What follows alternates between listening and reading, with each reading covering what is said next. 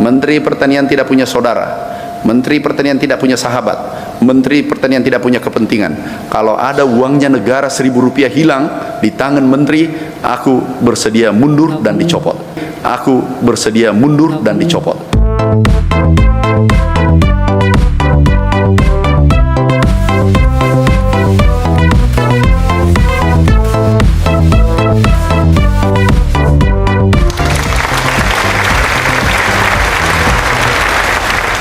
Nama saya Efraim Laluas. Kebetulan saya berasal dari daerah Nunjau di sana, di perbatasan Filipina, dari Kabupaten Kepulauan Talaut, Provinsi Sulawesi Utara, dan saya dari Prodi Kajian Budaya S2.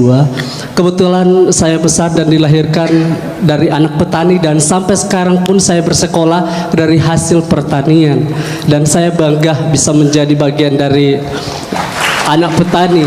Saya mungkin di sini berdiri mewakili masyarakat Kabupaten Kepulauan Talaut.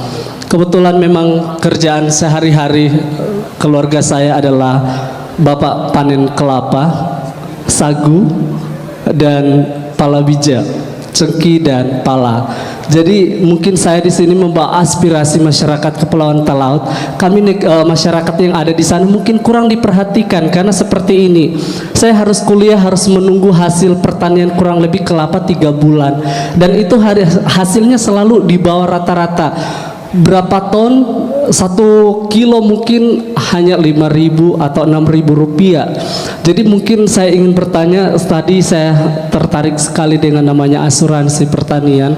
Kalau kena imbas dari bencana hujan menyebabkan longsor dan kelapa-kelapa dan lain-lain semuanya terbawa arus, mungkin saya di sini kira-kira ingin bertanya ke Pak Menteri, kira-kira solusi yang terbaik. Mungkin daerah kami lebih lagi mungkin diperhatikan seperti itu, karena saya pun di sini mungkin di sini ada orang-orang yang dari daerah perbatasan. Kami hidup hanya dengan hasil pertanian, tapi itu saya tidak pernah malu. Cuman saya di sini sekali lagi berdiri, kira-kira dari Pak Menteri ada solusi apa mungkin lebih diperhatikan kembali Kepulauan Kabupaten Talaut yang sangat-sangat tertinggal dengan hasil pertanian. Baik, terima kasih. Siapa namanya? Nama saya Efraim. Siapa? Efraim. Efraim. 1, catat, enggak usah catat dalam hati aja. Solusinya 1, kerja. 2, kerja. 3, kerja. Oh, pulang. Kalau harganya 5.000 per kilo kelapanya. Yang tadi 5.000 atau apa tuh? Kelapa. Iya, kelapa. kelapa. 5.000 per kilo. Buat 1 juta kilo 5 miliar kan? Jadi kerja lagi. Dan dekat-dekat sini. Sini. Yang pertama aku pesan, mulai hari ini saya tanya, kalau mana lebih mulia, meminta atau memberi? Memberi. Mulai hari ini jangan minta. Sudah benar itu. Yang masuk surga itu yang memberi agama apapun. Amin. Benar. Mulai hari ini jangan minta. Gak boleh minta. Pulang ke kampung halaman, bekerja. Mulai besok kerja 20 jam. Pasti you berhasil. Amin. Yang jawab dia, bukan saya yang jawab. Aku beri pilihan, mau masuk surga atau masuk neraka. Yang masuk surga duluan yang memberi. 1, mau sukses yang memberi, jangan meminta. Mulai hari ini jangan bawa proposal kemana-mana, itu nggak baik. Seluruh beritahu temannya, ulangi, temanku, saudaraku, mulai hari ini jangan menulis proposal. Sampaikan. Temanku, sahabatku, mulai saat ini, detik ini pun jangan membawa proposal. Oke. Karena you jauh, bisa ndak you bawa traktor roda 4 ke kampung halaman? Bisa sekali, Pak. Pak Dirjen, urus ini kasih. Kemudian bibit, jangan bawa proposal, tapi sebutkan saja berapa mau butuhnya. Beri bibit kelapa, ada 1.000 hektar, 2.000 di sana. Lebih bisa. Liba, sampaikan bupatinya siapa namanya? Ibu Sri. Oh, sudah ketemu. Ini Dirjen saya sudah ambil bagian duluan. Sudahlah, berurusan dengan Pak Prof Sam. Sampaikan bupatinya suruh datang. Siapa namanya? Ibu Sri Wahyuni Manalip. Ibu Sri Ada Wahyu. fotonya, coba tunjukkan fotonya. Ibu Sri Wahyuni Aku Manalip nggak tahu yang SE. mana. Hah? Tapi ada fotonya bupatinya. Kita kan tidak tahu nih. Ada perbincangan kelapa ya? Oke. Pak dengan Pak Sam ambil nomor HP-nya beliau. Tapi panggil bupatinya datang. Saya Senin ada di kantor Rapim. Jangan lewat ya. You dampingi, tiketmu yang bayar Kementerian Pertanian. Tugaskan. Terima kasih. Ini saudara kita dari perbatasan dan kami baru pulang dari perbatasan. Cuma mungkin kabupatennya tidak ada di peta. Aku tidak datang. Kami ini sudah keliling. CPCL-nya siapkan ya. Bupatinya nanti telepon Pak Sam, Profesor Sam, diambil nomornya, kemudian suruh bawa dia jalan-jalan ke Jakarta. Ya, bupatinya kami tidak terima kalau kalian tidak dampingi. Enggak, yang terima cukup dirjen. Tapi kalau Anda dampingi aku terima. Terima kasih. Alhamdulillah. Selamat pagi Bapak Menteri. Ini untuk kedua kalinya saya bertemu dengan Bapak, terakhir di Penas Aceh 2017. Oke. Saya hanya ingin bertanya satu hal saja. Pertanyaan yang di luar konteks. Setelah Bapak dipilih menjadi seorang Menteri Pertanian, apa yang Bapak pikirkan pertama kali? Apa yang kan sangat banyak tantangan-tantangan pertanian, karena selama ini yang saya ketahui informasi pertanian itu sangat kurang, tapi setelah Bapak menjadi Menteri Pertanian, akses kita untuk mengetahui info tentang pertanian itu sangat luas, seperti pada Instagram Kementerian Pertanian.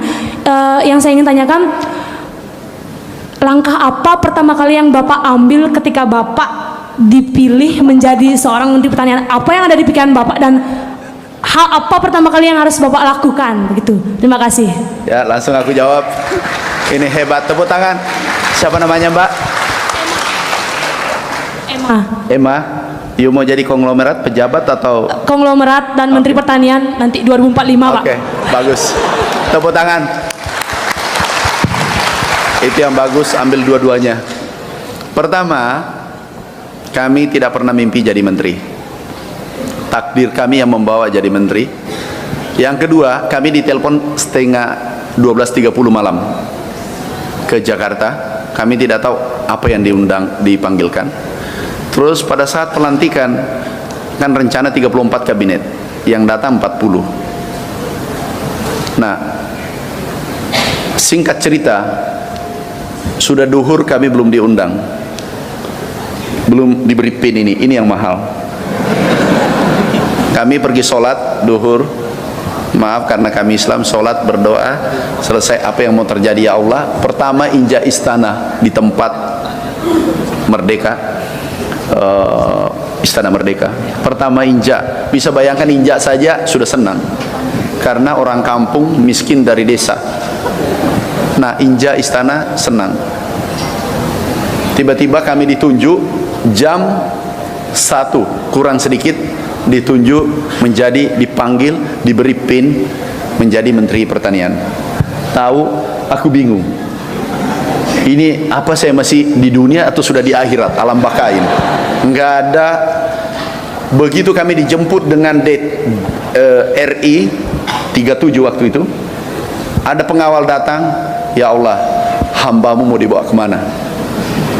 Langsung kami masuk kantor, pimpin, sebagian wajah seram, gimana mengendalikan pegawainya dengan PPL kurang lebih 70-100 ribu. Aku camkan, ya Allah berikan kekuatan melakukan perubahan arah positif untuk negeriku. Kami adalah hambamu yang penuh dengan kekurangan, tapi kami tidak akan mundur setapapun demi kemajuan Indonesia.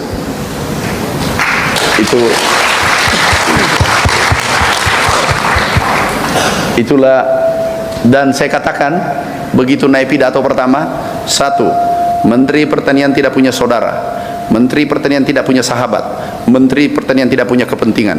Kalau ada uangnya negara Rp1.000 hilang di tangan menteri, aku bersedia mundur dan dicopot.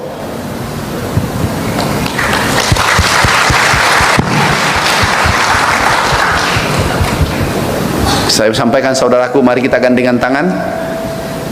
Ketua kelas tidak boleh dua, karena barisan tidak lulus kalau dua ketua kelas, harus satu. Beri kesempatan aku menjadi ketua kelas. Insya Allah tegur saya, sapa saya kalau salah memimpin barisan. Kalau diterima, aku lanjutkan. Tapi yang tidak terima, tolong minggir dikit. Kebetulan saya jadi ketua kelas. Sederhana. Itu kata. Tapi bingungnya luar biasa. Saya tidak bisa ucapkan rangkai dengan kata-kata di tempat ini. Aku bingung pada saat itu. Karena banyak langsung cari. Mana ini Menteri Pertanian? Nggak ada, blank, nggak ada namanya di internet. Dicari, ini jangan-jangan salah nama, dicocokkan lagi, nggak ketemu, foto nggak ketemu. Kami memang bukan siapa-siapa. Kami hanya hamba Allah. Tapi kalau aku diberi kesempatan, pada saatnya aku goncang dunia dan aku tunjukkan siapa Indonesia. Itulah perasaanku. Juga waktu miskin juga demikian. Jual batu gunung baru bisa makan. Tapi tidak pernah menyerah. Kami pernah tidur di bawah pohon, mengembara di hutan untuk pertanian 8 tahun setengah. Jalan kaki 10 kilo tiap hari. Gak pernah menyerah. Kami terlatih. Kami pernah tinggal di perbatasan, digaji 150.000 per bulan. Itu tahun 2000. 15 tahun yang lalu. Mulai terbuka titik cerah kehidupan, titik sukses setelah 13 tahun mengembara. Kalau mau sukses itu minimal 10 tahun. Tapi karena kalian hebat, karena sekarang teknologi, zaman teknologi, 5 tahun Anda bisa rebut itu sukses. Maaf, ini tidak boleh takabur. Ini sebagai motivasi. Dulu modal 500 rupiah pinjam di BRI, setelah 5 tahun menjadi 3 triliun dalam waktu 5 tahun. Memang Adinda unik tapi nyata. Inilah adanya hamba Allah yang tidak mau menyerah. Nanti kalau mau konglomerat, aku ajari, gampang. Aku ajari, gampang, sangat gampang untuk jadi konglomerat.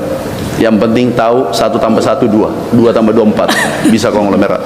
Dan bawa, nggak usah beli kalkulator lagi, buang uang. Ada HP kan? Ya. Di situ aja dicari kalkulator. Yang penting tahu 2 tambah 2 4, bisa. Kemudian kerja keras, jujur, disiplin, jangan bohongi orang. Kalau Anda pernah jatuh cinta, pacarnya jangan bohongi. Mana tahu dia nanti jadi presiden. Anda tersiksa, batinnya tersiksa kalau jadi presiden, karena proposalnya pasti ditolak. Oke, next. Yeah, you already know. We roll.